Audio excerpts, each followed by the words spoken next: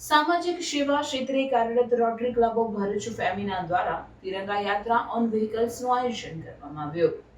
Rotary club of Bharuch Femina દ્વારા હર ઘર તિરંગા અભિયાન અંતર્ગત સ્વતંત્ર પર્વની પૂર્વ સંધ્યાએ તિરંગા યાત્રા ઓન વ્હીલ્સનું કસક સર્કલથી મધુરમ પાર્ટી પ્લોટ સુધી કરવામાં આવ્યું હતું। આ અનોખી તિરંગા યાત્રામાં 50થી વધુ બહેનોએ ઉત્સાહપૂર્વક જોડાઈ દેશપ્રેમનો સંદેશ પ્રસારિત કર્યો હતો।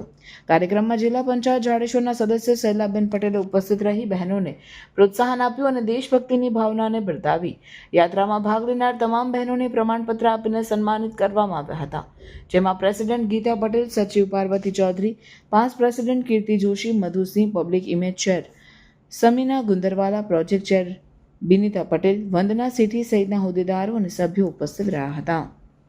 જેમને આયોજન કરવામાં આવ્યું તો હર ઘર હર તિરંગા એના સંદર્ભમાં રોટરી ક્લબ ઓફ ફેમિના દ્વારા તિરંગા યાત્રાનું આયોજન કર્યું છે, જેમાં 50 જેટલી બહેનોએ 50થી વધુ બહેનોએ લાભ લીધો છે।